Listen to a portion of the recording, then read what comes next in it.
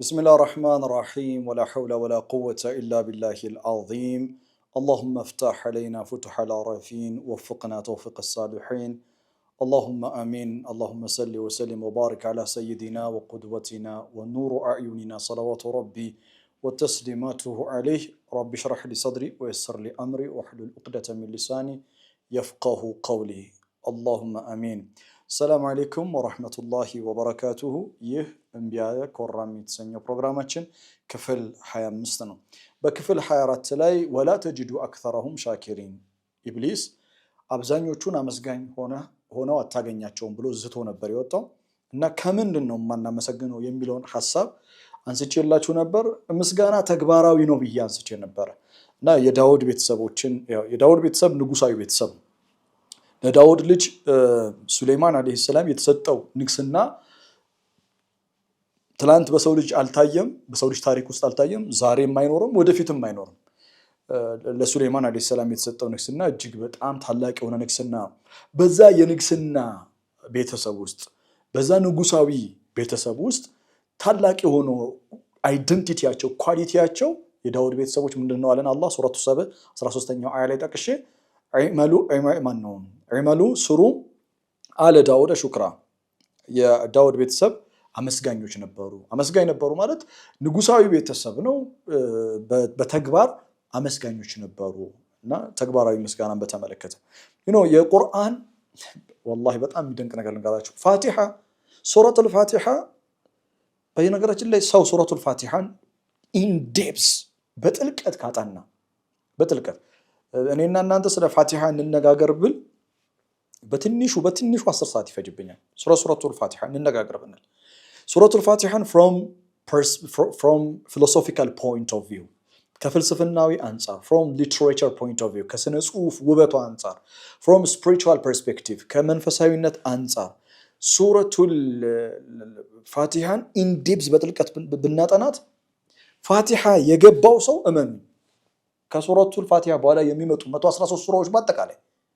መፍሂል ሚፍታህ በቃ የእውነት ፋቲሃ መክፈቻ ናት በቃ ሁሉንም የምትረዳው ሱረቱል ፋቲሃን ትንሽ አስቀኛችኋለሁ ዛሬ ግዴታ ስለሆነ ምክንያቱም አላህ ለምንድነው ፋቲሃን ሱረቱል ፋቲሃን የቁርአን መክፈቻ ያደረጋት የቁርአን መክፈቻ ፋቲሃ የሆነችበት ምክንያት ለምን እንደሆነ ታውቃላችሁ በቀራ ያልሆነበት አሊ ኢምራን ያልሆነበት ፋቲሃ የሆነበት ምክንያት والله በሚደንቅ ሁኔታ የሚደንቅ ሚስጥር ነው የምነግራችሁ እንዴት እንደዚህ እስከዛሬ እንደዚህ ያላሰብኩትም ነው የምትሉት ፋቲሃ የቁርአን መክፈቻ የሆነችበት ምክንያት እንደ ሱረቱል ፋቲሃ ውስጥ ያለ ሐሳብ ሱረቱል ፋቲሃ ውስጥ ያሉ ሐሳቦች የሸይጣን የኢብሊስን ስትራቴጂ እኛ በሩህ ዓለም ሳለን የገባውን ስትራቴጂ ያቀደልንን ስትራቴጂ የምታፈርስ ሱራ ስለሆነች እንዴት ካላችሁኝ ወደ ኋላ መለስ አድርጌ ላሳያችሁ ክፍል ስንት ላይ እንደሆነ አላስታውስም ግን 17 18 19ኛው ክፍል ወይም 20ኛው ክፍል ይመስለኛል ምን ብያችሁ ነበር ሸይጣን እንዲህ ብሎ ነበር አይደል ኢብሊስ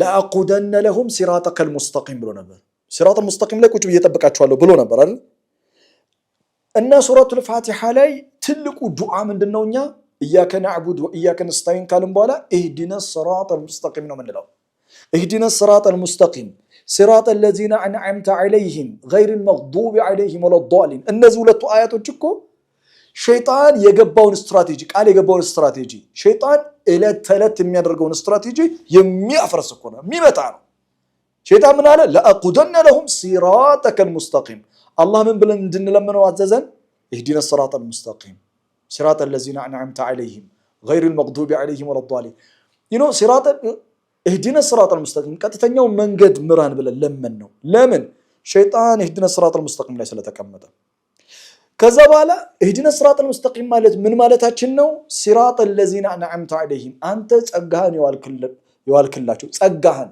የትኛው ጸጋ የሂዳያ ጸጋ صراط المستقيم ቀጥተኛው መንገድ ላይ እንዲጸኑ ጸጥተኛው መንገድ ላይ እንዲመላለሱ ጸጥተኛው መንገድ ላይ እንዲቆዩ በቀጥተኛው መንገድ ላይ ተምሳሌት ለሌሎች እንዲሆኑ አድርገህ ጸጋ የዋልክላቸው የቀደምት የእምነት አባዎቻችን በምድር ላይ በሲራጥል ሙስተቂም ላይ የተመላለሱ ሰዎችን መንገድ ምራን።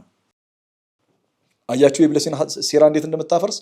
ሁለተኛ ኢብሊስ ሱረቱል አዕራፍ ላይ ሲወጣ የመጨረሻ የገባው ቃል ኪዳን ምንድነው?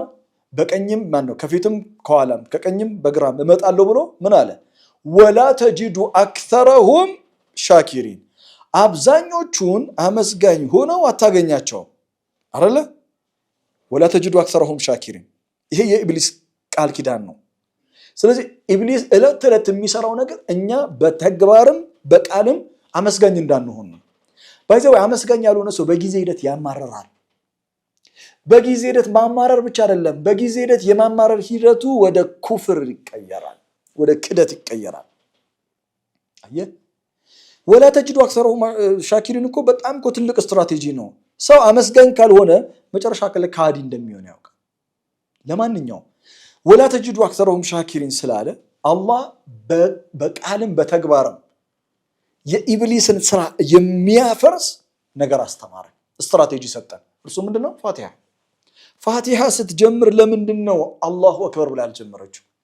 ፋቲሃ ለምንድነው ሰብሕ እስመ ረቢከል አዕላ ብላ አልጀመረችው? ማለትም ፋቲሃ ለምንድነው በሐምድ የጀመረችው? ለምን በተስቢሕ ለምን በተክቢር አትጀምርም? ለምን በሐምድ? ሱረቱል ፋቲሃ ቢስሚላሂ ረሕማኒ ረሒም አልሐምዱሊላሂ ረቢል ዓለሚን። አልሐምዱ ሊላሂ ሙስተሂቁን አላህ ዲዘርቭ ያደርጋል፣ አላህ ይገባዋል ማለታችን ነው። ምን ሐምድ ምስጋና፣ ውዳሴ፣ አድንቆት ለአላህ ይገባዋል ማለታችን። አያችሁ በቀን 17 ጊዜ ፋቲሃ ላይ አልሐምዱሊላህ ስንል ሸይጣን ያሰበልንን ሴራ ወላ ተጂዱ አክተረሁም ሻኪሪን የሚለውን ጽንሰ ሐሳብ የሚያፈርስም። በቃ ፋቲሃ መድኃኒት ናት። የሸይጣንን ክፉ ሐሳብ የምታፈርስ ናት።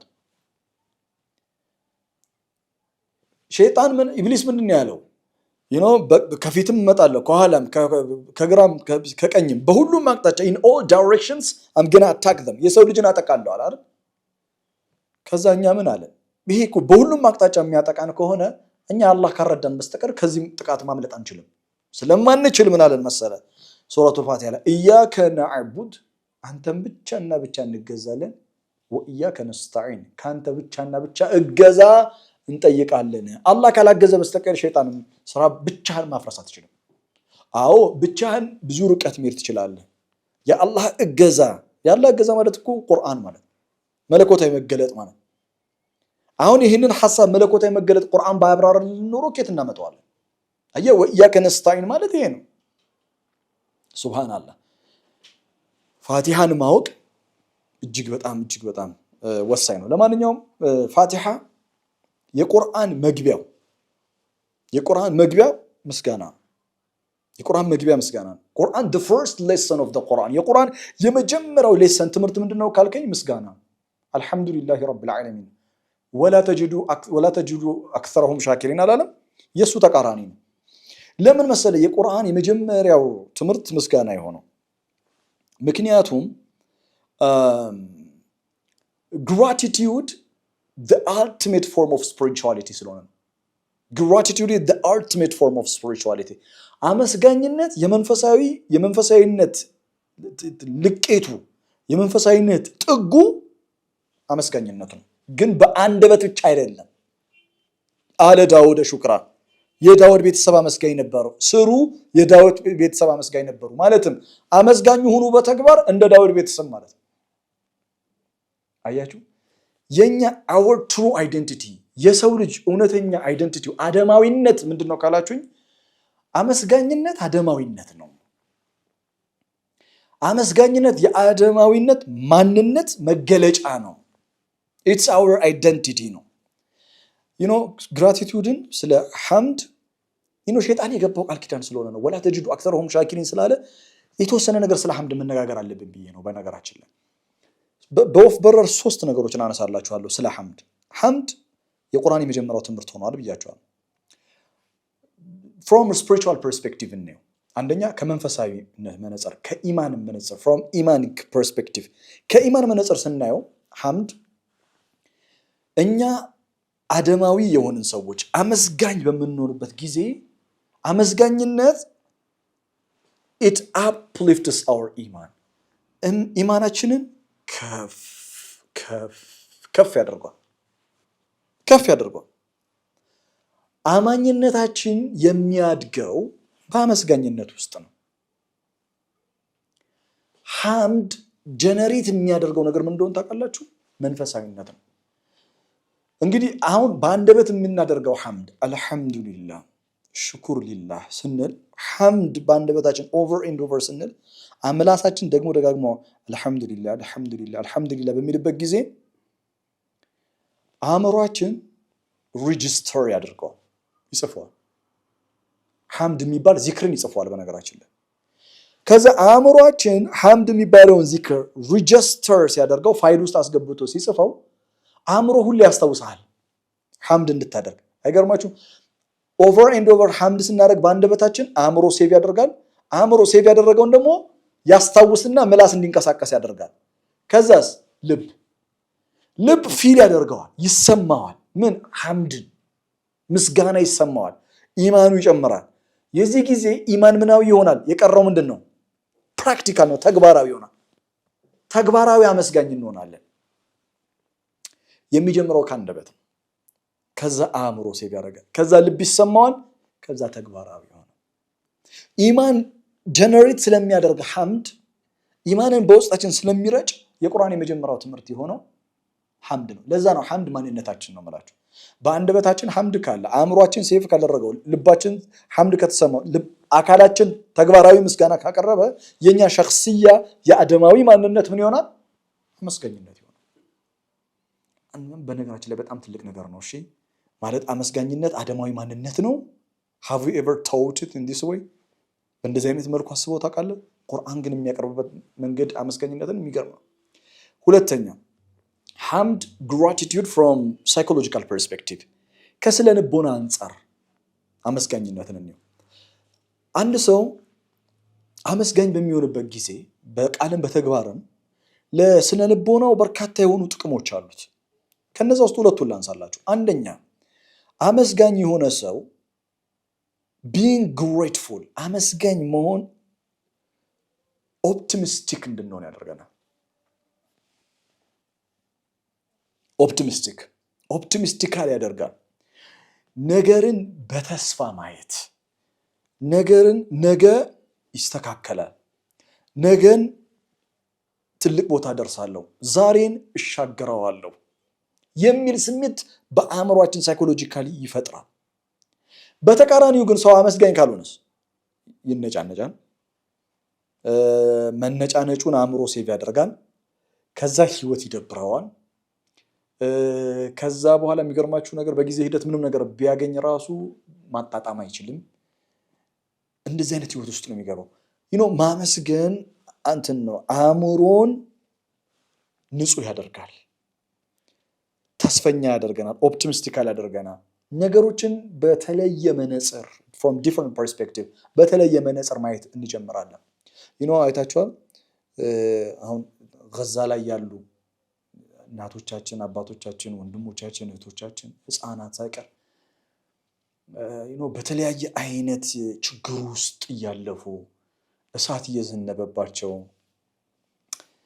ኢኮኖሚካሊ በጣም ተጎድተው ቤታቸው ፈርሶ መስጂዳቸው ፈርሶ የሚበሉት የሚጠጡት አጥተው ለረጅም ወራት አካላቸውን የሚታጠቡበት ውሃ አጥተው መብራት ሳይኖር በዚህ ሁሉ መከራና ችግር ውስጥ ሆነው አመስጋኝ ሆነው አግኝተናቸዋል ሱብሃንአላህ እና አመስጋኞች ናቸው የሚገርም አመስጋኞች ስለሆኑ በቃልም በተግባርም ፊታቸውን ስታዩ አንዳንዴ ከኛ በጣም በብዙ ጥፍ ከኛ ይሻላሉ የተመቻቸው ነው የሚመስሉ እንደዚህ አይነት ችግር ውስጥ ያሉ ሰዎች ሁሉ አይመስሉም ለምን መሰላችሁ አመስጋኝ ስለሆኑ አልহামዱሊላህ አላ ኩሊ ሐል ይላል ማለት ልጁን ያጣ አባት አልহামዱሊላህ አላ ኩሊ ሐል ቤቷ ፈርሶ ድንጋይ ተንተርሳ የምትተኛ እናት ልጆቿ በቦምብ ያለቁባት እናት ነሽኩሩላህ ወነሕመዱሁ አላህን እናመሰግነዋለን።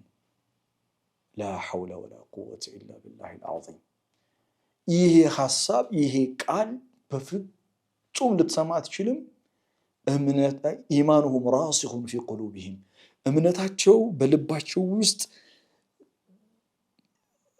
ተቸንክሮ ማይነቃነቅ የሆነ ኢማን ያላቸው ሰዎች ካልሆኑ በስተቀር ልትሰማ አትችልም። እና የሚገርምህ ነገር ከነሱ አንጻር እኛ በጣም ነው የምናሳዝነው። በጸጋ ውስጥ ሆነን የነሱን ያህል እንኳን አናመሰግንም። 1/3 እንኳን አንደርስባቸው። አይገርምህ? በቃ አላህ ሲፈልግ የሐምድ ተምሳሌታዊ ትውልድ አደረጋቸው። እደግመዋለሁ፣ የገዛን ነዋሪዎች አላህ አይን ላለው ማየት ለሚችል ይሄ እኮ ብዙ ባይዘወይ ተፍኪር የሚፈልግ የሆነ በጥልቀት መተሳሰበው ምናምን ነገር እኮ አይደለም። እነዚህ ሰዎች ከሌላ ፕላኔት የወረዱ ሰዎች አይደሉም፣ ሰዎች ናቸው፣ አደማዊ ናቸው። እና የአደማዊነት እውነተኛ የአመስጋኝነት የመንፈሳዊነት ልቄትን በተግባር የኖሩት ሰዎች ናቸው። በተግባር እና ለዓለም የአመስጋኝነት ተምሳሌት አድርጓቸዋል ብዬ ነው የማምነው። ማየት ለሚችል ነው፣ በቀላሉ ማየት ለሚችል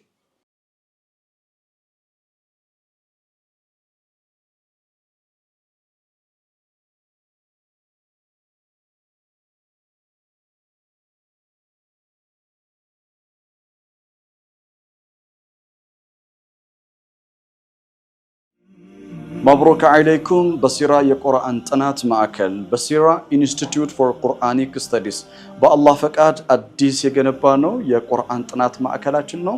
እንኳን በደህና መጣችሁ።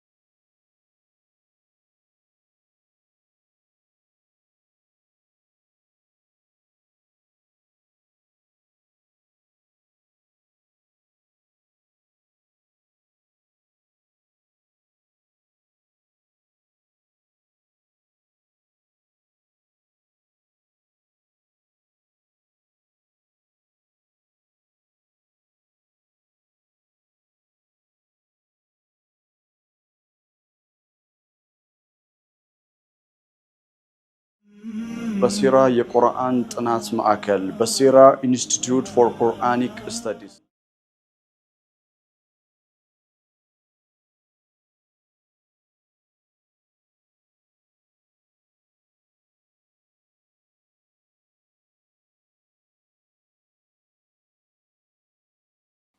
ችግሩ ውስጥ ሆኖ አመስጋኝ መሆን፣ ችግሩ ውስጥ ሆኖ መከራ፣ እንደዚህ አይነት በተለይ ለሁም ሀገራዊ መከራ ሆኖ ፈታኝ ነው፣ በጣም ፈታኝ ነው። እኛ ብዙ ስለሚከብደን ነው ራሳችንን በሌሎች ጫማ ውስጥ አድርገን ማየት። ኢላ መን ረሒመ ረቢ፣ ጌታ ያዘንላቸው ጥቂቶች የታደሉት ናቸው እንጂ ብዙዎቻችን አልታደልነውም። ይሄንን አንድ ቀን አይደለም ሳምንት መብራት ቢጠፋ ምን አይነት ስሜት ነው የሚሰማን? እንዴት ነው የሚደብረን? እና ከስነ ልቦና አንጻር እንኳን ምስጋና በርካታ ጥቅሞች አሉት። ነገን በተስፋ እንዲያዩ ያደርጋል ለማለት ፈልጌ ነው። ሌላው ፖዚቲቭ ቲንከር ያደርጋል። አመስገኝነት ፖዚቲቭ ቲንከር፣ አዎንታዊ የሆነ ምልከታ አስተሳሰብ እንዲኖር የማድረግ አቅም አለው። አመስጋኝ በምንሆንበት ጊዜ በውስጣችን የሚፈጠረው ኔጌቲቭ ቶትስ፣ ትክክል ያልሆኑ አሉታዊ የሆኑ ሐሳቦች፣ ስለ አላህን በክፉ መጠርጠር፣ ስለ ህይወትን በክፉ ማየት ይወገዳል። አለበለዚያ ግን ሰው ግን አመስጋኝ ካልሆነ የሚገርማችሁ ነገር በቃ ካልሆነ በጣም ትልቅ ችግር ነው የሚፈጠርበት። ነገሮችን ሁሉ የሚያየው እንደፈረሱ እንደወደቁ እንደማይስተካከሉ አድርጎ ነው የሚያስበው። በስተመጨረሻ ስለ ሐምድ from philosophical perspective ከፍልስፍና አንጻር ምስጋናን ብናየው ሐምድን ብናየው gratitude ሐምድ የሚባለው ነገር it's our moral code ነው። አላህ የሰውን ልጅ የሰራበት አደማዊነትን አላህ የሰራበት መንገድ ነው አመስጋኝነት ነው። እናንተ የሆነ ሰው ውለታ ውላችሁለት አመሰግናለሁ ቴንኪው ካላላችሁ ምንም እኮ ፈልጋችሁ አይደለም። አንዳንድ ሰው አለ እኔ የማመሰግነው አላህን ነው የሚመሰገነው አላህ ነው ምናምን ይላል። ጠበቅ አድርጎ ሸዲድ አድርጎ ነው የሚነግረው። ተወባክኛ የምናመሰግነው አላህን ነው። ይሄ በነገራችን ላይ ኩራተኝነት የሚወለደው ንግግር ነው። ማን ያለ አላህን ብቻ ነው የምታመሰግነው? ማን ይነገረ? አላህ እኮ ለአንተ ውለታ የሚውለው በሰዎች በኩል ነው። ጅብሪል ለአንተ አይወርድም። እመኔ ጅብሪል ለኔ አይመጣም። ባዕዱኩም ሊባዕድ ነው ያለው ቁርአን። ከፊላችሁ ለከፊሉ ነው። እና የአላህ መልእክተኛ አለይሂ ሰላቱ ወሰላም ደግሞ ሰውን የማያመሰግን አላህን አያመሰግንም። በተግባር አንተ አይንህ እያየ በተገለጠው ዓለም መልካም ለሚውልልህ ሰው መልካም ለምትውልልሽ እህት በተግባር ለምናያቸው መልካም ለሚውሉልን ሰዎች ካላመሰገንን አላህን ማሳናየው እለት ተለት በየሰከንዱ ለሚውልልን ጸጋ እንዴት አመስጋኝ መሆን እንችላለን? እና አመስጋኝነት የሰውነት ሞራል ኮዳችን ነው ለማለት ነው። ለማንኛውም ወደ ዛሬ አያ እንምጣ። 18ኛው አያ አንቃኞች ዛሬ እሺ ቃለ አላህ እንዲህ አለ። አሁን ኢብሊስ ስትራቴጂዎቹን ተናግሯል። ወደ ኋላ እንመልሳቸው። 17ኛው አያ ላይ ከፊት እመጣለሁ አለ፣ ከኋላ በስተቀኝ በስተግራ ወላ ተጅዱ አክሰረሁም ሻኪሪን አለ። ከዛ 18ኛው አያ ላይ አላህ እንዲህ አለው ቃለ እኽሩጅ ሚንሃ። መጀመሪያ በግርድፉን ትርጉሙ እኽሩጅ ሚንሃ ከዚህ ውጣ፣ መዝኡመን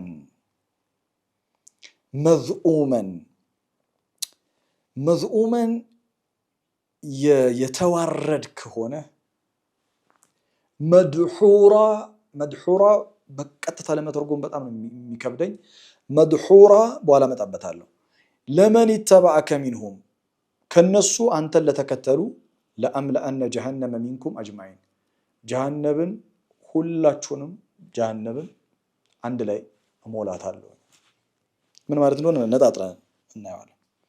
ቃለ እኽሩጅ ሚንሃ እኔ ወላሂ ነው የምነግራችሁ ቁርአን ውስጥ በጣም ከሚያሙ አያቶች መካከል አንዱ ይሄ አያ ነው። ይሄ ሐሳብ ነው። ቃለ እኽሩጅ ሚንሃ አላህ ምን አለው? እኽሩጅ get out from here get out of here ውጣ ከዚህ ነው ያለው። ለምን መሰላችሁ የሚያማው? በኢማን መነጽር አይታችሁት። በኢማን መነጽር አይተን አላህ ከዚህ ውጣ ሲል ማለት አላህ ውጣ ያለውን ማን ነው የሚያስገባው? አላህ ውረድ ያለውን ማን ነው ከፍ የሚያደርገው? አላህ እኮ ለኢብሊስ ሁለቱን ነው ቃለ ሕቢጥ ሚንሃ ፈማ የኩኑ ለከ አን ተተከበረ ፊሃ ከፍ ያለው 13ኛው ይመስለኛል። ውረድ ከዚህ ብሎታል። አሁን ደግሞ እኽሩጅ ሚንሃ ከዚህ ውጣ ይሏል። ካለበት መቃም ካለበት የክብር ስፍራ ውጣ።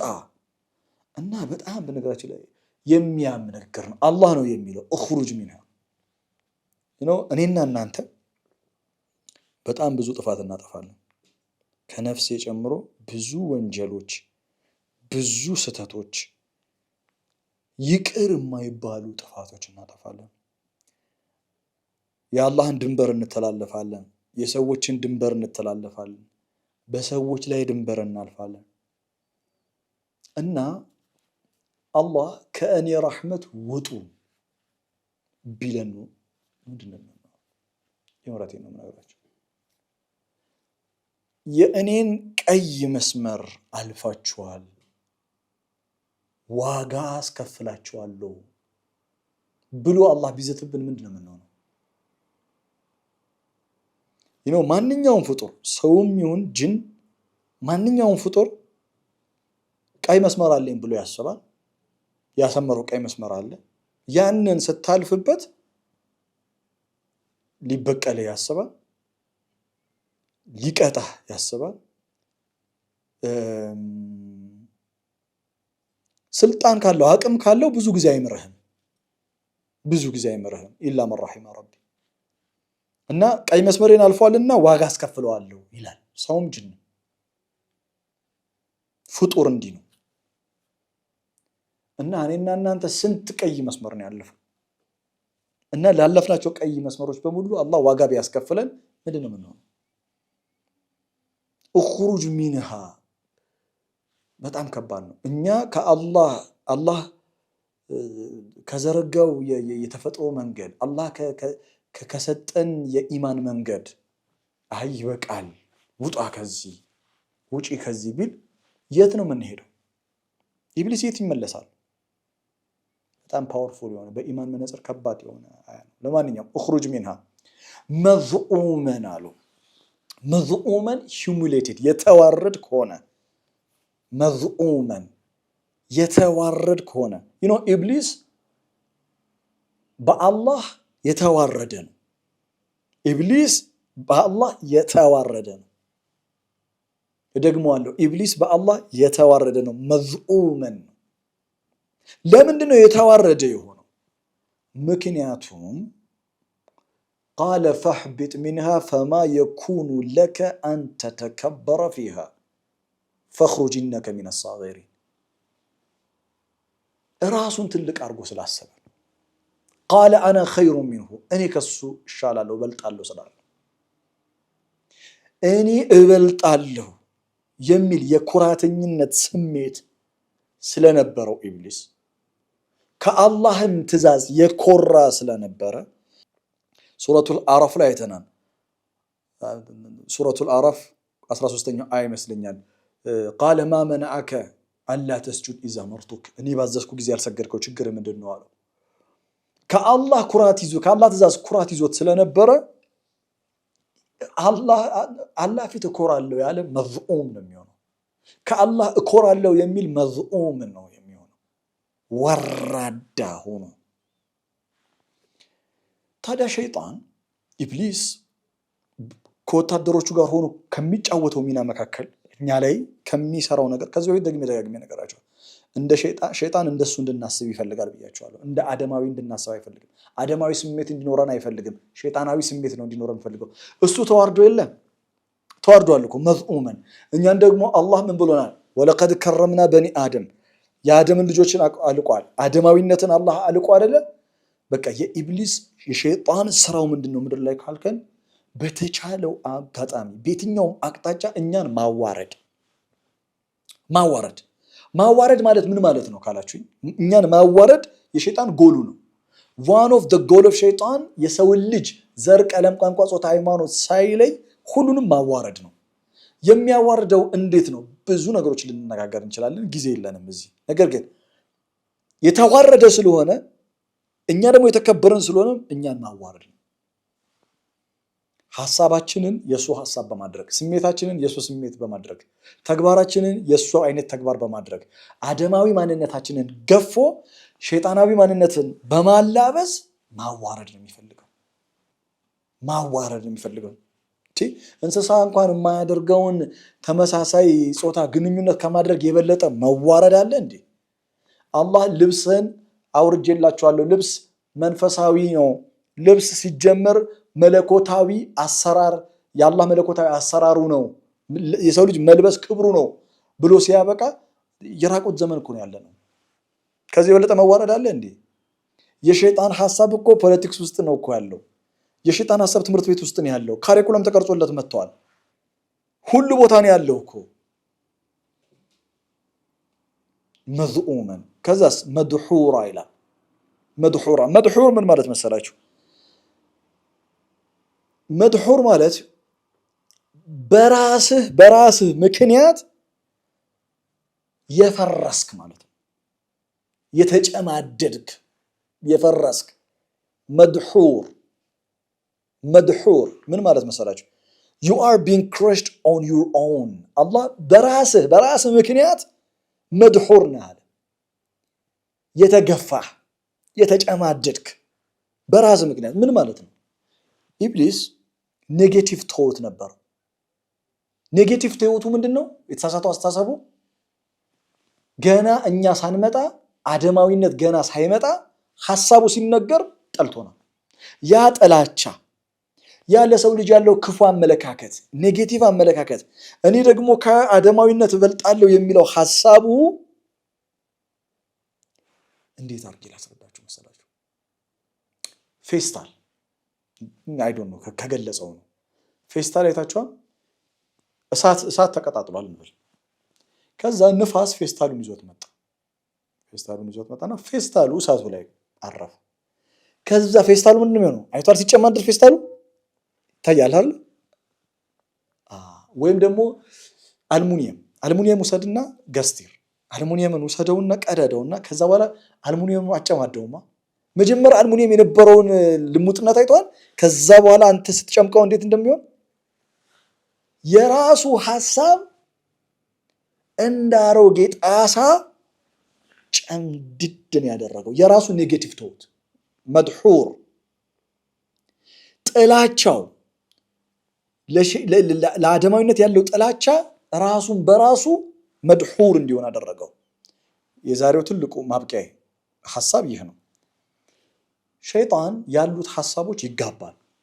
ይሄ አሁን ተላላፊ በሽታዎች ይባላል። ተላላፊ ኮንታጂየስ ሲሆኑ ተላላፊ የሆኑ በሽታዎች ሸይጣን ተላላፊ የሆነ በሽታ አለበት።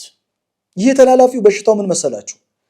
ይህ ተላላፊው በሽታ በእኛ ውስጥ ስለሆነ ሰው፣ በእኛ ውስጥ ስለሆነ ብሔር፣ በእኛ ውስጥ ስለሆነ ሰዎች፣ በእኛ ውስጥ ብቻ ስለሆነ ሰው ኔጌቲቭ ቶት ይረጭብናል። ጥላቻ ክፉ ነገር ነው። ጥላቻ፣ ክፋት፣ ምቀኝነት በውስጣችን ያደርግና አንዳንድ ሰዎች ሲሉ ሰምታችሁ አታውቁም? በሆነ ሰው ምክንያት ጨጓራ በሽተኛ ሆንኩ ይላሉ። የእውነት ይነዳሉ። በቃ ጨጓራቸው ይረጫል። ኢንዛይም አሲድ ነው የሚረጨው ጨጓራቸው። አየህ፣ ጥላቻ፣ ምቀኝነት፣ ክፋት በጣም ውስጣችን ኢንተርቴን ሲያደርገው እኛን ምን እያደረገ እንደመጣ ታውቃለህ? መድሑር እያደረገ በራሳችን ሐሳብ ተጠልፈን ይወደቀን፣ በራሳችን ሐሳብ የተጨማደድን፣ በራሳችን ሐሳብ፣ በራሳችን ንዴት፣ በራሳችን ምክንያት የጨጓራ በሽተኛ እንሆናለን። መድሑር። በሚቀጥለው አላህ ይጠብቀን ከእንደዚህ አይነት ነገር። ወላሂ ጥላቻ ክፉ ነው። አንዳንድ ጊዜ ዓለም ላይ ብዬ ልንገራችሁ፣ ዓለም ላይ የሆነ ቦታ ረብሻ ይነሳል። ከዛ የጸጥታ አካላት መጥተው ያንን ረብሻ ሲበትኑ የሚጠቀሙት ኃይል በቃ ለሆኑ አካል ያላቸውን ጥላቻ በደንብ ታይበታል። እና ኢብሊስ ሸይጣን እንኳን እንደዚህ አይነት ጥላቻ የለውም ማለት አንተ ሰው እስኪሞት ድረስ ለምን እንደምትደበድበው? ጥላቻ ካልሆነ በስተቀር እኮ በነገራችን ላይ ሰላም ማስከበር አይደለም፣ በፍጹም አይደለም እንዳትለኝ፣ ሰላም ማስከበር ነው እንዳትለኝ። አየህ፣ ጥላቻ ክፋቱ የሆነ ቀን እድሉን ስታገኝ እንድትጠቀም ያደርጋል። አስበው፣ የሆነ ቀን ረብሻ ይነሳል ብሎ እድሉን የሚጠብቅ ሰው አለ። ያቺ እድል በመጣች ብሎ የሚጠብቅ። ይሄ በራሱ ሐሳብ እንዳሮጌ ጣሳ የተጣማመ ነው፣ የተጨማደደ ነው። ሸይጣናዊ ሐሳብ ነው ከምንም በላይ። አላህ ሁላችንም ከእንደዚህ አይነት ባህሪ ይጠብቀን። ባረከላሁ ሊ ወለኩም ፊል ቁርአኒል ሐኪም ወነፈዐኒ ወኢያኩም ቢአያቲሂ ወዚክሪል ሐኪም። ወሰላሙ ዐለይኩም።